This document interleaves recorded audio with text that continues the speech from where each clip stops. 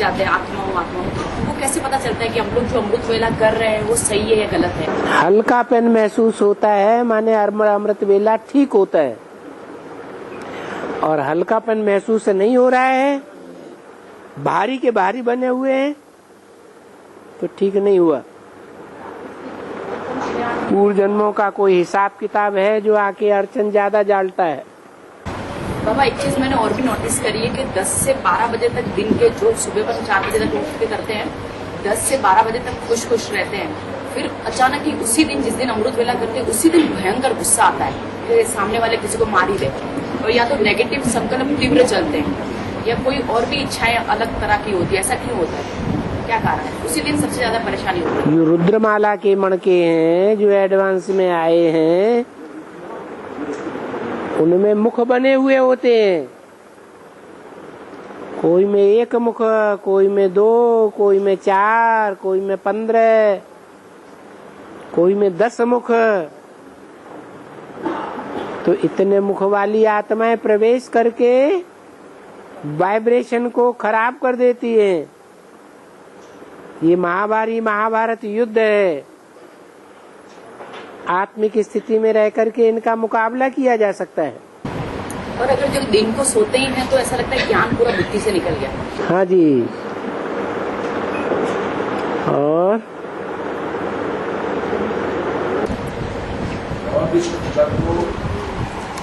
सन्यासियों का हाँ जी। और इस्लामियों का बीज भी कहा जाता है? इस्लामियों का बीज। हाँ। फिर ये जो इस्लामी है वो मतलब, और सन्यासी सारे गंगा के किनारे बैठते हैं। सन्यासी सारे गंगा के किनारे बैठते हैं। हाँ। फिर ये जो इस्लामी है वो मतलब गंगा से क्यों रहते हैं? उसका जल भी गिरा, उसकी समझ। गंगा में तो जल होता है, और सन्यासी जिस देश के रहने वाले, वहाँ जल मिलता है। तो अंगूर खट्टे, उनको मिलता ही नहीं है जल, न स्थूल न बेहद का।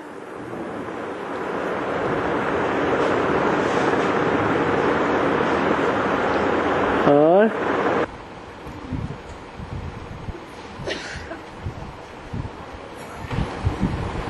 बाबा, सतयुग के 8 जन्म होते हैं।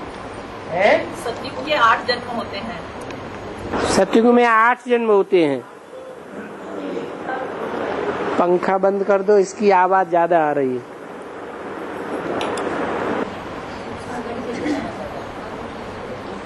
सतयुग में 8 जन्म होते हैं और औसत आयु 150 साल है। और त्रेता में 12 जन्म होते हैं और औसत आयु 125 साल है। तो वो कैसे बना? हाँ जी। तो 125 साल कैसे होगी? 1250 वर्ष में 125 साल कैसे होगी? 150 वर्ष में 1250 वर्ष में 12 जन्म कैसे होंगे? औसत आयु यदि 125 साल है तो बता तो दिया। सतयुग में 150 वर्ष एवरेज एज। एवरेज का मतलब ये नहीं कि उससे कम किसी की आयु होती ही नहीं है। एवरेज का मतलब है कोई की ज्यादा भी हो सकती है और कोई की थोड़ी कम भी हो सकती है। ऐसे ही त्रेता में 125 वर्ष। ये त्रेता की शुरुआत की बात बताई। त्रेता के अंत में कोई जरूरी नहीं है सबकी 125 वर्ष एज हो। इसलिए और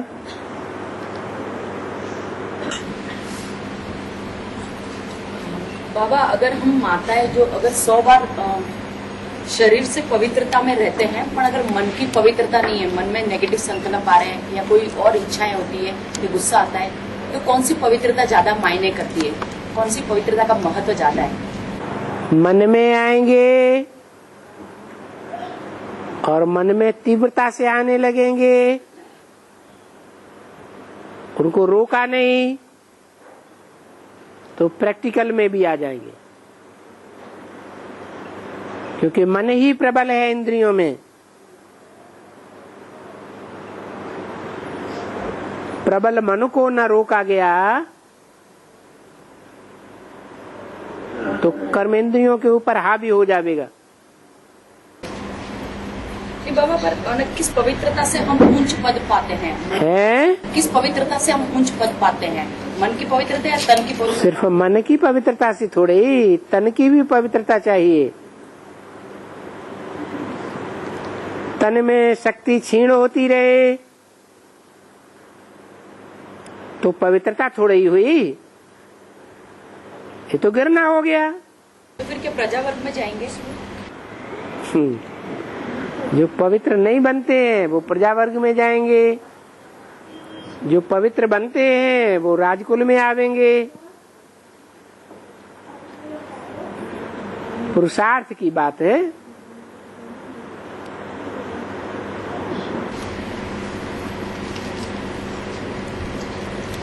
अवर सत्य में जो है वो पुराना तन नया तन बन जाता है, लक्ष्मी नारायण का नया तन। ये पंखा फिर हमारी तरफ कर दिया है, इसकी आवाज ज्यादा आ रही है। आप अपनी तरफ करिए ना पंखा को। पंखा अपनी तरफ कर लीजिए। हाँ,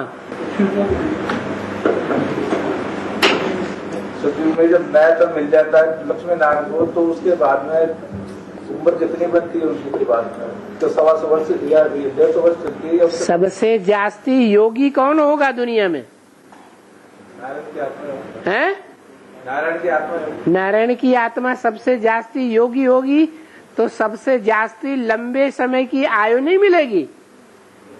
तो नया तन मिलने के बाद। हाँ जी, जब से संमत 111 शुरू होगा तब से लेकर के उनकी आयु एवरेज एज धारियों से ज्यादा होगी या कम होगी? ज्यादा उनसे ज्यादा होगी, क्योंकि ज्यादा योगी है तो ज्यादा लंबी आयु। हेल्थ अच्छी होगी।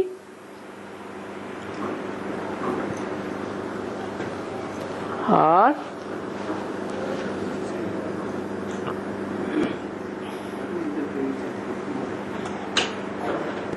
बाबा ये जो सूर्य है ना वो उदय होता है तभी लाल नजर आता है। सूर्य जो है स्थूल सूर्य, मुरली नहीं सूर्य जड़ सूर्य, सूर्य है ना जड़ सूर्य, जड़ जड़ सूर्य बाबा, जड़ सूर्य बता रहे, जड़ सूर्य निकलता है तो भी लाल होकर निकलता है। हाँ, और जब छिपता है तो भी लाल होकर निकलता है। तो इसका बेहद में ज्ञान सूर्य कैसे लागू होता है? माने सूर्य जब उदय होता है तो जो बच्चा होता है पैदा होता है तो बच्चा लाल होता है या काला होता है? तो खून शुद्ध है ना, शुद्ध खून है तो कैसा होगा? है लाल ही होगा ना। और ऐसे ही जब सूर्य छुपता है तो भी लाल हो जाता है, क्योंकि यहाँ छुपा है, हम देख रहे हैं कि छुपा है, लेकिन विदेशों में उगता है या छुपता है? उगता है तो वहां भी लाल। और वही बात ज्ञान सूर्य पर लागू होती है। ज्ञान सूर्य के ऊपर भी लागू होती है। पाप कर्म भस्म हो जाएंगे तो संकल्पों का खून शुद्ध होगा या नहीं होगा?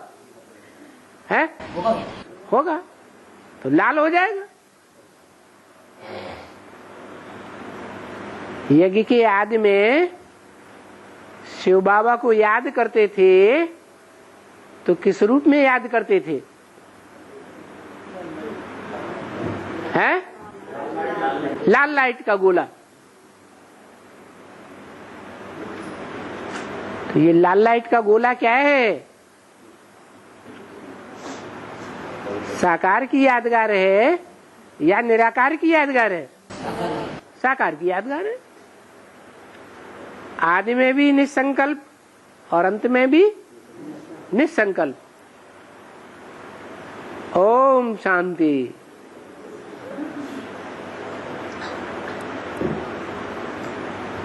कि कुछ अशांति रह जाती है। सूर्य जब उदय होता है, प्रत्यक्ष होता है ज्ञान सूर्य, तो कुछ उसमें अशांति रह जाएगी नहीं। और शास्त्रों में जो है बाबा, ये ऋषि मुनि और गुरु पत्नी गुरु पुत्र जो कहलाते हैं, वो सब संगम की याद है। किसकी याद है? मतलब संगम की याद, गुरु पुत्र और गुरु माता। हाँ, वो संगम की याद है वो भी। हाँ जी। तो इलेक्ट्रिकल में स्वरूप में भी ये मतलब वो 36 के विनाश के बाद 36 के बाद वास्तविकता में आती है या संगम पे नजर आती है? अभी कोई गुरुपुत्र बने हैं? मतलब वो महिमा उसमें गाई जाती है, इसलिए हैं? गुरुपुत्र तो भी बने चुका है। गुरु अमर है कि मरने वाला है? अरे गुरु अमर है कि मरने वाला? गुरु तो अमर है। गुरु अमर है तो पुत्र कैसे है? हैं? पुत्र भी अमर है। अमर हैं। आज मरते हैं, आज जिंदा होते, कल मरते नहीं है, हैं? तो मर भी जाते। तो फिर मर भी जाते क्या? मर जाने ही है, मानते कहाँ हैं?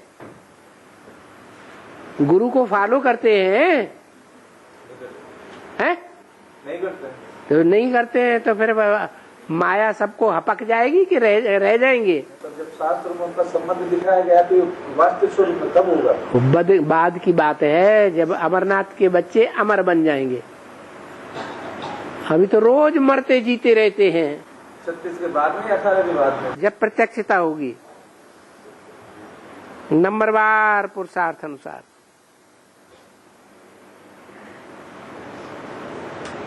शास्त्रों में कहते हैं संतोष सबसे बड़ा धन है, वो कैसे है? शास्त्रों में बोलते हैं कि संतोष ही सबसे बड़ा धन है, वो कैसे है? संतोष, सबसे बड़ा धन है, हाँ जी, वो कैसे है? सबसे बड़ा गुण है सहन शक्ति। और जिसमें सहन शक्ति होती है उसमें संतोष भी होता है। संतोष है मना पक्का ज्ञानी है, जानता है कि ड्रामा कल्याणकारी है, बाप कल्याणकारी है, और हमारी आत्मा का पार्ट भी कल्याणकारी है। तो जो भी ड्रामा में होता है, अच्छा या बुरा देखने में आता है, हम समझते हैं ये बुरा है, लेकिन सब क्या है? सब अच्छा है।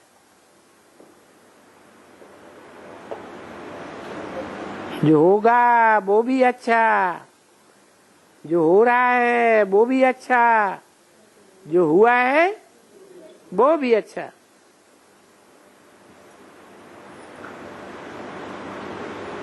ड्रामा में कहीं भी इनएक्यूरेसी नहीं है।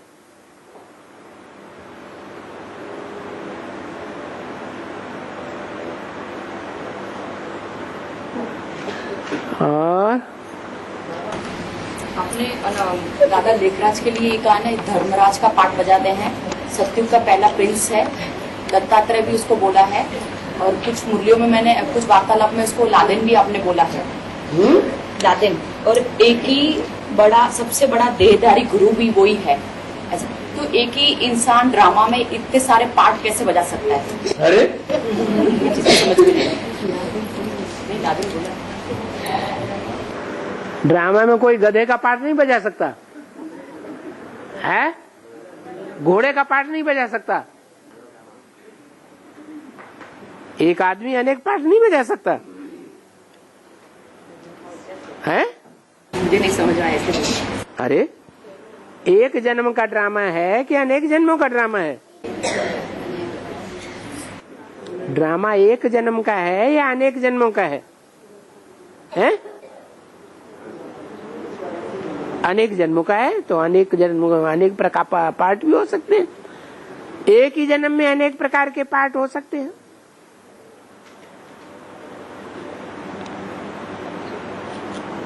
एक पार्टधारी किसी का पिता है, पिता का पार्ट हो गया।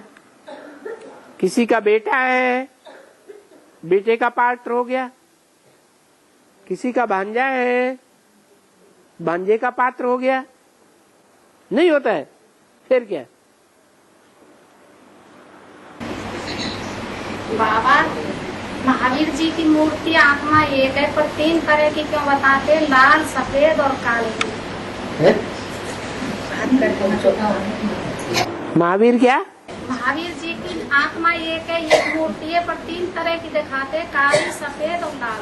हाँ, क्यों दिखाते हैं ये? क्योंकि रजो तमो हर आत्मा बनती है, महावीर भी सतो रजो तमो बनता है।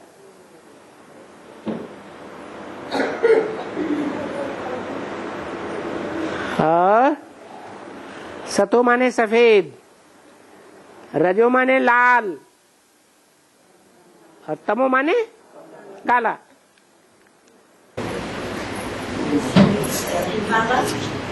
पीके की आत्मा है वो यूपी की तरफ, तो वो कह रही है कि भाई उनके घर के सामने बीके का छोटा सा सेंटर है, अब उन्होंने वो सेंटर छोड़ दिया। आप ध्यान से सुनो, मुझे नहीं सुनाई पड़ रहा है। हमको आकर के यहाँ पर कोर्स कराओ, तो क्या बाबा उनके पास जा सकते हैं? बीके की आत्मा है, अब उसके खड़े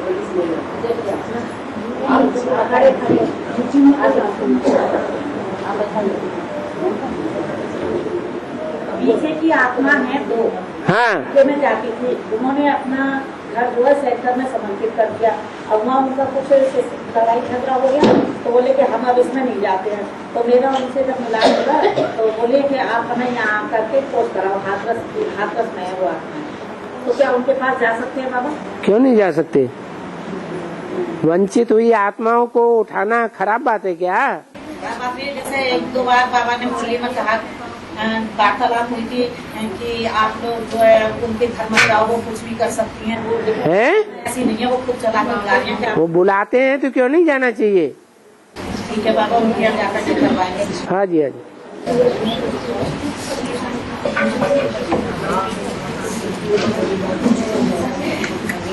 बाबा,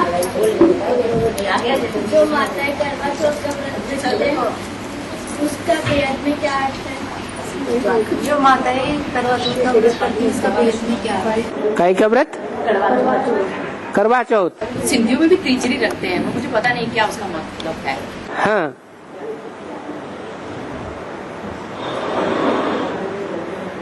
और भक्ति मार्ग में तो पता नहीं क्या क्या टंट घंट करते हैं।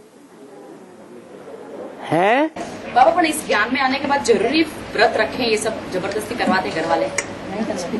बाबा को याद करते रहो, उनको खुश करते रहो, हमारा क्या जाता है? अंदर से बाबा को याद करते रहो, बाहर से उनको खुश करते रहो, हमारा कुछ जाता है क्या? जबरदस्ती भूखे प्यासे रखते हैं, 11 से एकादशी रखो, ये रखो। ओहो, वो हर समय मुंह के ऊपर बैठे रहते हैं। और वो फिर ऐसे बोलते हैं हिंदू धर्म में आप रह के, अगर जैसे अभी मेरा फादर इन लोग का डेथ हो गया था, 2 महीने हुए हैं। हाँ, तो जबरदस्ती मुझे एकादशी व्रत बोल के रखने के लिए। अरे एकादशी व्रत तो 24 घंटे तुम्हारे मुंह के सामने बैठे रहते हैं। बाबा, फिर ऐसे उनकी आत्मा को परेशानी कोई लोग जबरदस्ती से गला घोटते, रखो रखो। रखो, एकादशी व्रत करो उनके सामने, लेकिन जैसे वो इधर उधर हो जाए, खा लो। अभी व्रत भले टूट जाए, व्रत भले टूट जाए, व्रत छूट जाए, टूट जाता है व्रत, ब्रेक हो जाता है व्रत। अरे काहे का व्रत? असली व्रत तो विकारों का है, आपकी बुद्धि में नहीं बैठा। हाँ है, वो तो है। तो फिर क्या बात है? तो मुझे उस दिन मैंने जो वार्ता, अरे दुनिया बेवकूफ बनी हुई है, तो हम भी बेवकूफ बने क्या? एक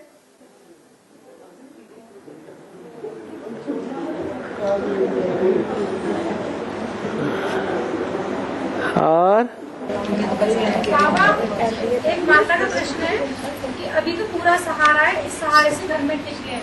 बाबा, क्या ये सारा अंत विनाश के टाइम में घर से बाहर रहूंगी तब भी होगा?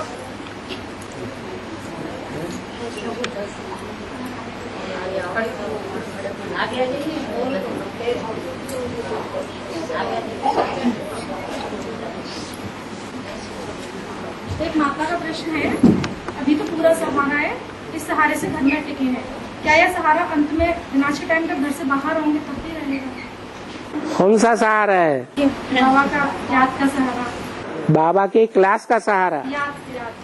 बाबा की याद का सहारा। तो याद आपसे कोई छीन सकता है क्या? हैं? याद कोई छीनने की चीज है? कोई छीन लेगा क्या? है? जो सहारा है वो हमारे निश्चय बुद्धि के ऊपर है। निश्चय बुद्धि है तो विजय थे, तब तक सहारा है।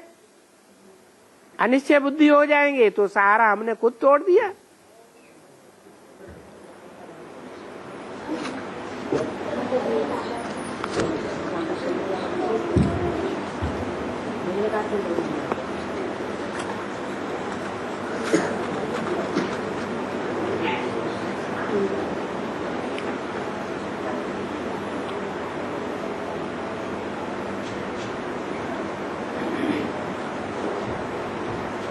और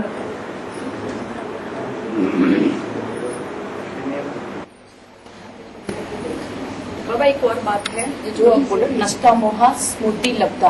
हाँ, थोड़ा मेरा हिंदी ऐसे डिफरेंट है, मैं गुजराती में एजुकेशन लिया है इसलिए। तो बाबा अगर कोई आप माताओं के लिए बोलते हैं सबसे लास्ट पेपर ये आएगा, मोह में विजय पा लेना। दे से लास्ट पेपर माताओं का ही नहीं सभी का है।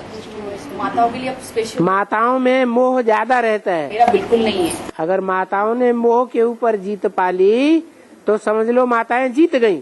वही पूछना है अभी। हाँ, काम क्रोध लोभ और अहंकार को पीछे छोड़ दो।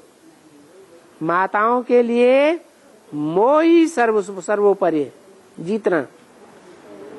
हाँ, तो नहीं वही बात करी बाबा, ऐसे जैसे बोलते हैं ना, मतलब मेरे पेरेंट्स में मम्मी पापा में मोह नहीं है, बच्चे में भी नहीं, एक ही बेटा है मेरा, पति में तो बिल्कुल ऐसे भी नहीं है।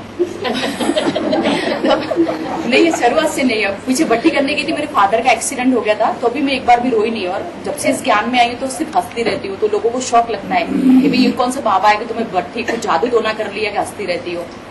आंखों में से आंसू बिल्कुल छूट गए। पर बाबा ये है कि ना देह में मोह है, ना देह के संबंधियों में मोह है, पर फिर भी गुस्सा नहीं जाता, थोड़ा थोड़ा गुस्सा है, और नेगेटिव संकल्प भी है थोड़े थोड़े। और माया से जैसे अपन बातें करते रहते हैं ऐसा लगता है। तो वो कौन सा पद पाएंगे ऐसे लोग इस तरह की? कुछ कामना होती है अंदर, वो कामना की पूर्ति नहीं होती है तो क्रोध आता है। कामेषु क्रोधेषु। तो सर्च करना है कि वो कौन सी कामना है जो हमारी पूरी नहीं हो पा रही है, इसलिए क्रोध आता है।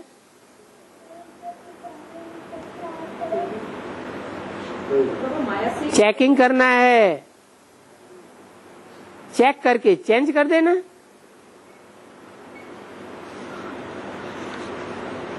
हाँ जी, बाबा घर गृहस्थी निभाने के लिए हमको ये सब कुछ करना पड़ता है, चूड़ी बिछिए वगैरह ये सारा कुछ करना पड़ता है।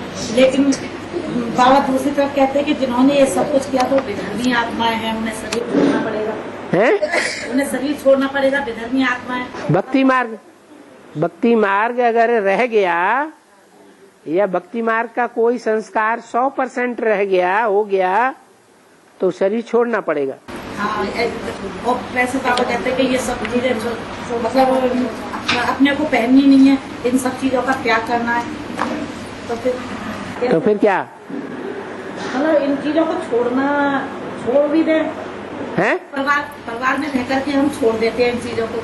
छोड़ दिया, वाले भी चीजें ताकत है तो छोड़ दो। लेकिन परिवार वाले भी चीजें रहते कि ये क्या कर रखा है, कैसे रहते हो, जैसे तुम्हारे आदमी नहीं है क्या। उनके कहने से हमारे ऊपर क्या असर पड़ता है? तो घर के आदमी पिटाई तो नहीं करते, कहते हैं ना, अपने मुख से कहने दो। अरे आज मुरली में क्या बोला? Here no evil. मुरली में बोला, किसके लिए बोला? हियर नो इविल किसके लिए बोला? अरे किसके लिए? आपके लिए नहीं बोला, आपके लिए बोला कि नहीं है? आपके लिए बोला और आपने बाबा की नाफरमानी कर दी, एक पाप और चढ़ेगा। तो उस पाप से मुक्ति लेने के लिए तो हम बाबा, तो जैसे बाबा कहते हैं वैसे ही चलना अच्छा है। धर्म के धक्के खाने पड़ते हैं या नहीं?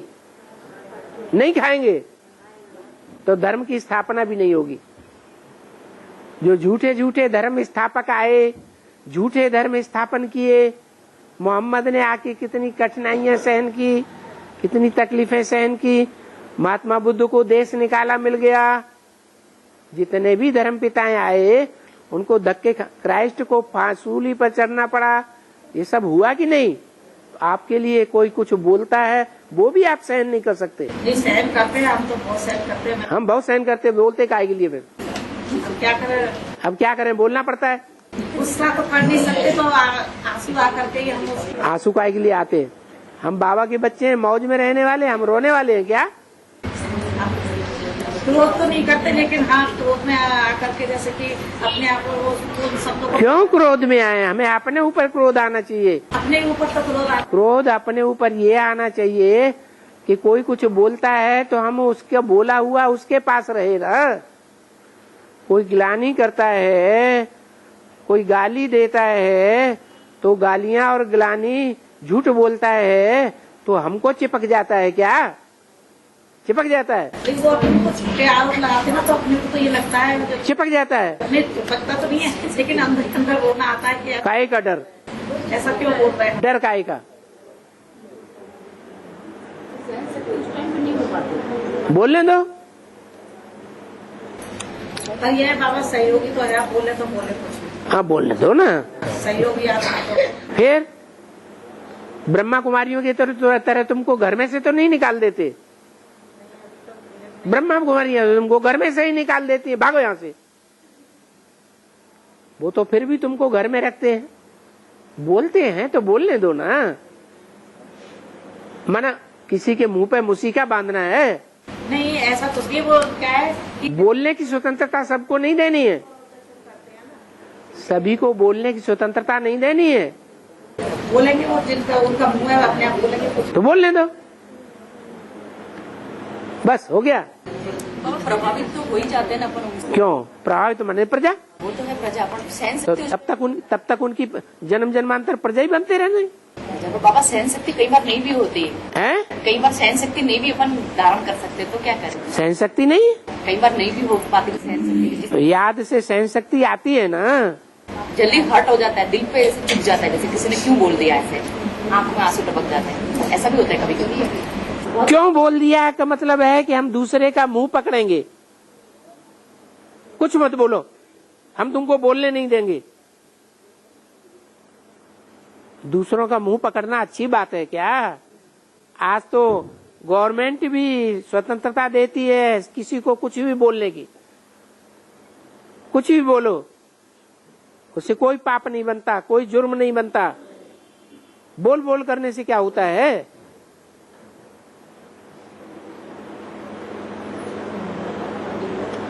हाँ बाबा, योग माया और महामाया दोनों अलग अलग है क्या? योग माया और महामाया, महामाया दोनों अलग अलग है? योग माया और महामाया अलग अलग है। महामाया तब बनती है जब प्रकृति से हाथ मिला लेती है, तो महामाया बन गई। योग माया तब है उल्टा योग लगाती है, तो योगिनी भी है और माया भी है। बाप की याद के बल पर उल्टा काम कराए लेती है, तो योग माया है। महारौला मचाती है। दिल्ली के महरौली क्षेत्र में योग माया का मंदिर बना हुआ है, यादगार।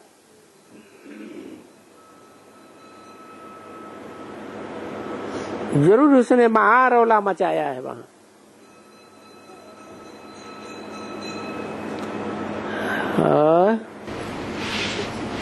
बाबा ये चीज अधूरी रह गई, अपने पूरी कर लो।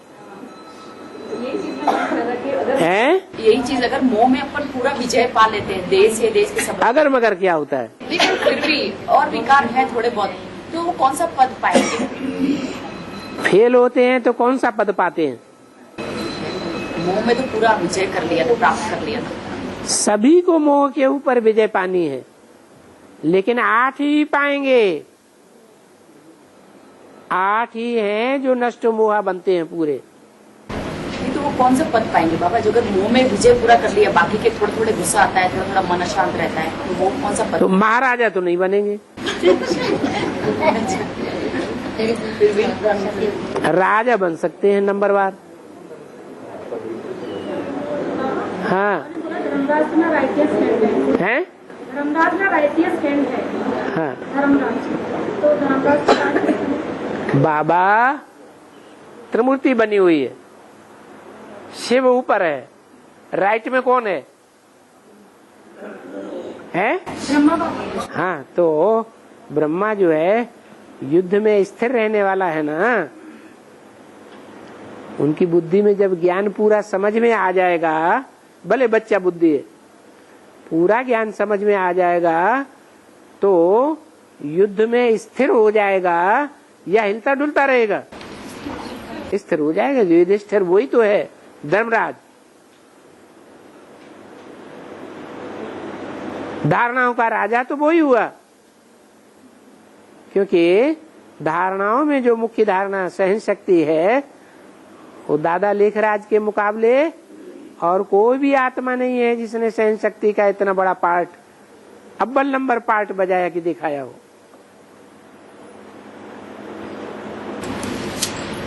बाबा ने बोला है कि जगदम्बा धर्मराज का पाठ हो जाएगा। सहन शक्ति का पार्ट बजाया फिर जगदम्बा तो एक प्रकार का यंत्र है। जैसे यंत्र में कनेक्शन देते हैं तो यंत्र बोलता है, ऐसे ही ब्रह्मा वाली आत्मा उसमें प्रवेश करती है तब पार्ट बजाती है।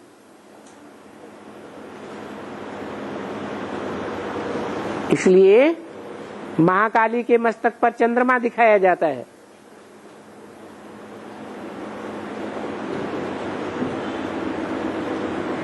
और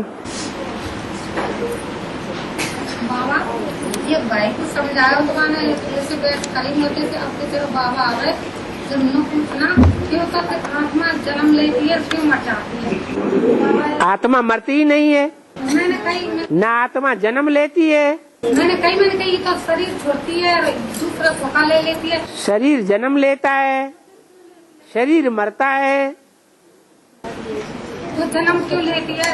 अरे जन्म लेती नहीं आत्मा, आत्मा क्यों जन्म लेती है? मैं वो कैसे? आत्मा तो हजार हमारा विनाशी है। तो मैंने क्या भाई पूछाऊंगी ले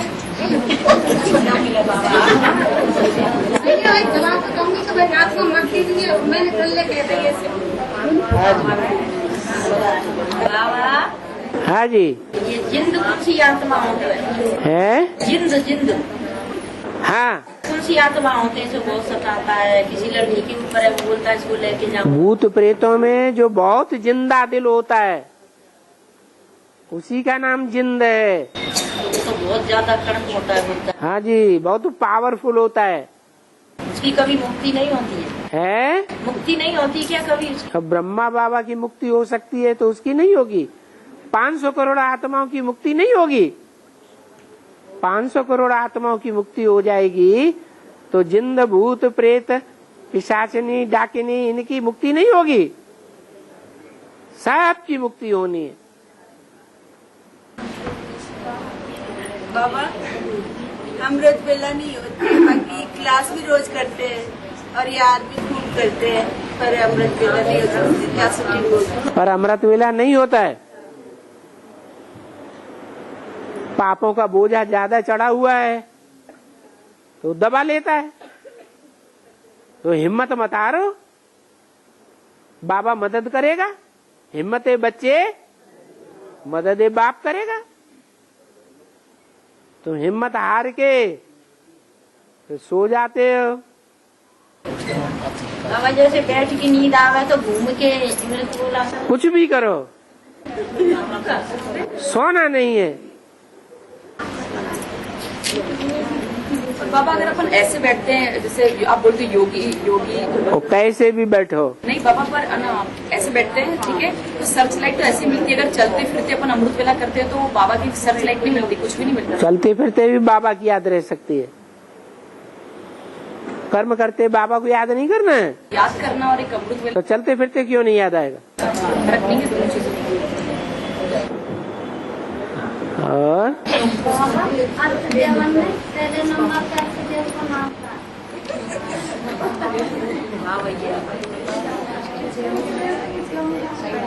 पहले नंबर वाला देव जो है वो महादेव होगा या छोटा देव होगा? है बोलो, है महादेव ही होगा, फिर क्या बात?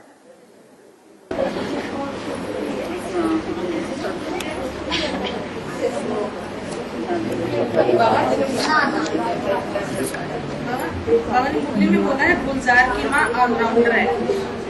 बाबा बेहद में गुलजार की माँ कौन है? गुलजार की माँ ऑलराउंडर है। और गुलजार की माँ गुलजार दादी की माँ ऑलराउंडर है। तो बेहद की गुलजार कौन? बेहद की गुलजार की माँ कौन? गुलजार की माँ, गुलजार दादी की माँ, गुलजार दादी है ना? दादी की माँ ऑलराउंडर नहीं है। हाँ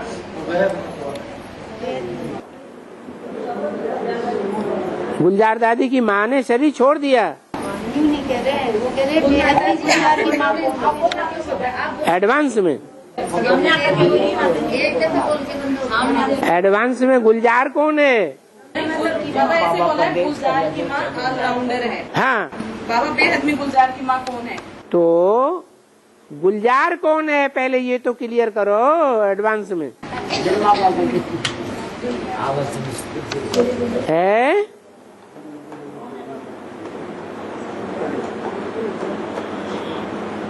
गुलजार का मतलब क्या है? गुले गुलजार होता है, गुल खिल जाते हैं। महाकाली के संस्कार जब महागौरी से मिलकर के एक हो जाएंगे तो दोनों मिलकर के महालक्ष्मी बन जाएगी। तो गुलजार कौन हुई? है अरे है लक्ष्मी गुलजार हुई, जगदम्बा। हाँ जी, जगदम्बा हुई गुलजार। और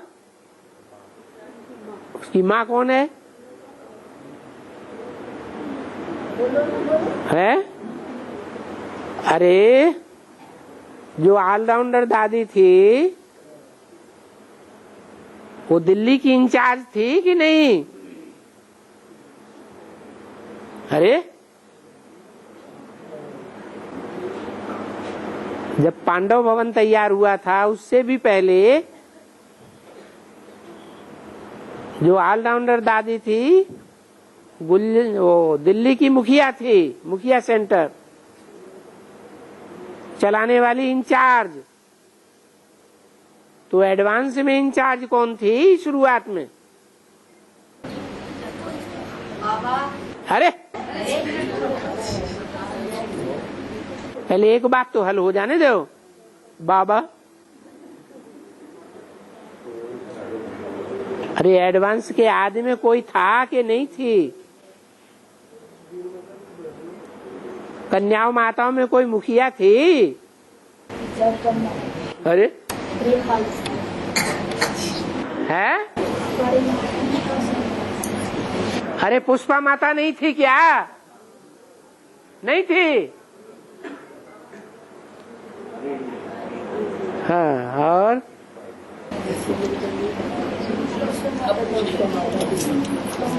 राधा भक्ति मार्ग में बताते हैं कि महाकाली जब दौड़ी थी, महाकाली दौड़ी थी तो शिव जी के सिर पर छाती पर पैर रखा तो जीभ क्यों निकाली? आप बताइए। बोलो माता जी। बाबा जब भक्ति मार्ग में बताते हैं कि शिव जी जब महाकाली दौड़ी थी तो शिव जी की छाती पर पैर रखा तो जीभ क्यों निकाली थी?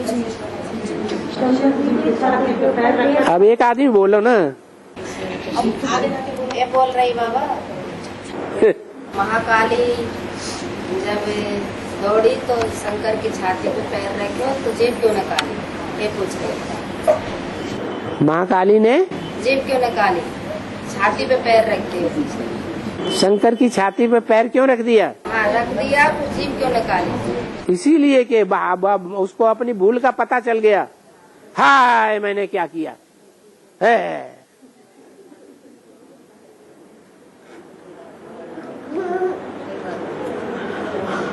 हाँ बाबा साल भर से मेरी तबीयत बहुत खराब रहती है, मैं रेगुलर क्लास में नहीं आ पाती और मेरा मन बहुत दुखी होता है और बार बार चक्कर आके बेहोश होकर गिर जाती हूँ तो आ ही नहीं पाती। बार बार चक्कर आते हैं। क्लास में रोज नहीं आ पाती है, क्लास में रोज अभी बोल रही हूँ तो चक्कर आ रहा है। तो ये तो शरीर की कोई बीमारी है, डॉक्टर से इलाज कराओ। है अब क्लास में रेगुलर नहीं है, रोज नहीं आ और डॉक्टरों वैद्यों के चक्कर काटो। क्लास के लिए बोल रहे थे, डेली नहीं आ सकती क्लास में। क्लास में डेली नहीं आ सकती रेगुलर, तो मन खा रहा है मेरा, दुखी हो रही हूँ, गिर जाती हूँ तो। सवाल ये करना क्या है?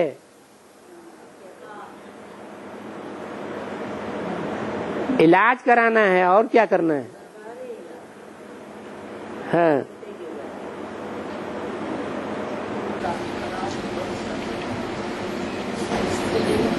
बाबा अंत में सब अनिश्चित बुद्धि हो जाएंगे, वो किस समय और कितने समय के लिए अनिश्चित बुद्धि हो जाएंगे?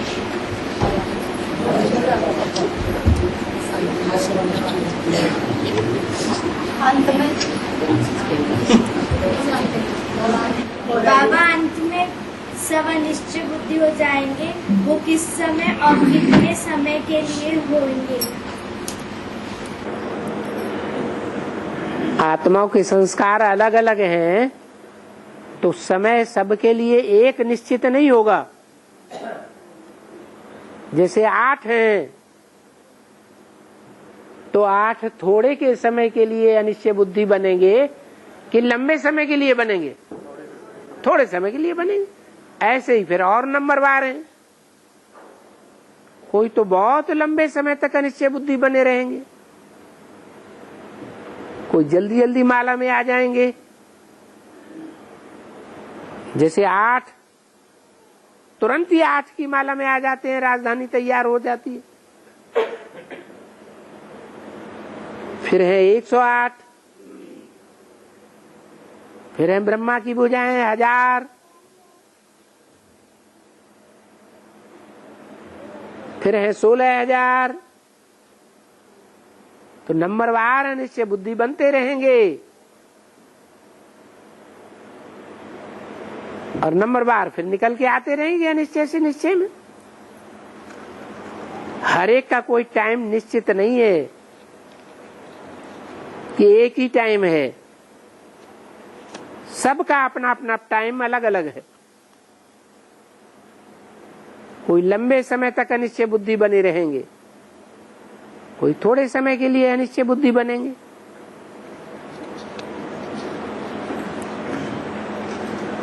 और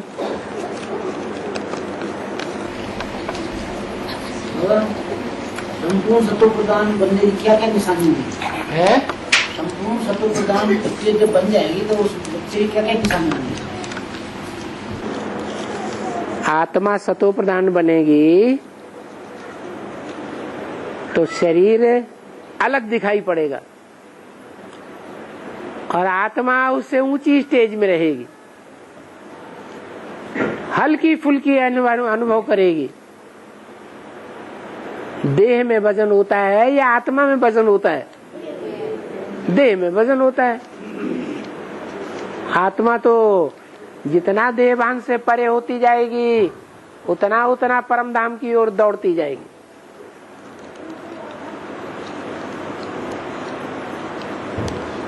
लगाव खत्म। अभी तो बहुत विकास भी चाहिए। अभी कोई को अनुभव होता है कभी कभी के लिए। देह के पदार्थों से लगाव छूट जाता है,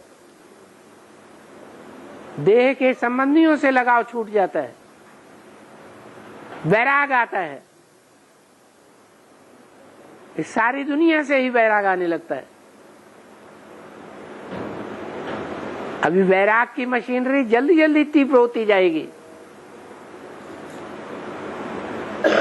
कुछ हालात ऐसे बनेंगे कि सबको जल्दी जल्दी वैराग आएगा।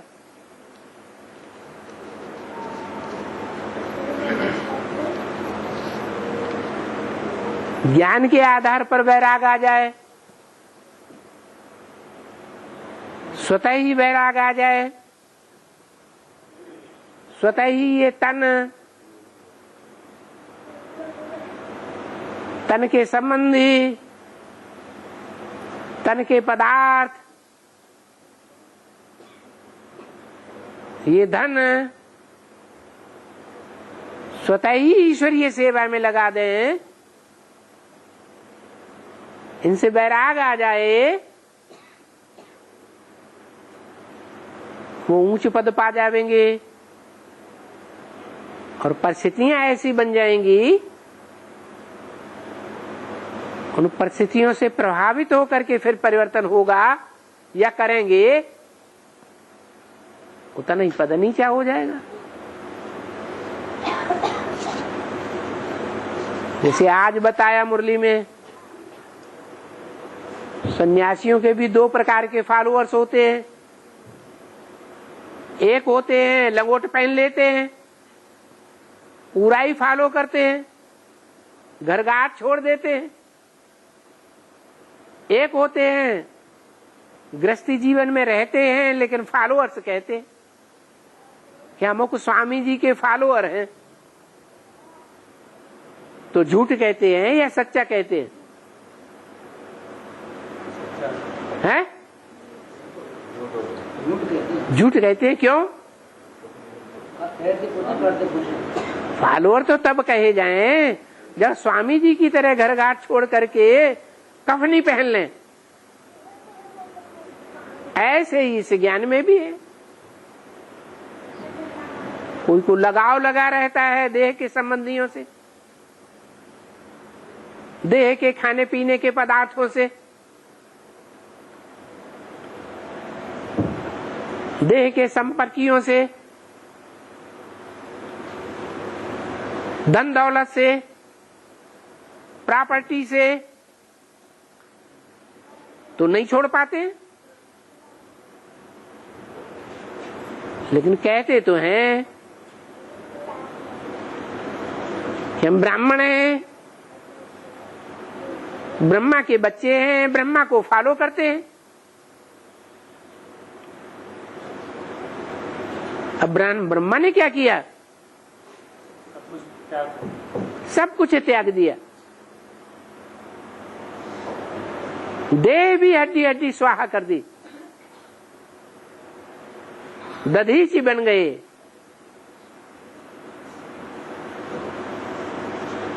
धन तो पहले ही माताओं के हवाले कर दिया। माताओं कन्याओं को सब कुछ दे दिया, अपने पास तो कुछ भी नहीं रखा।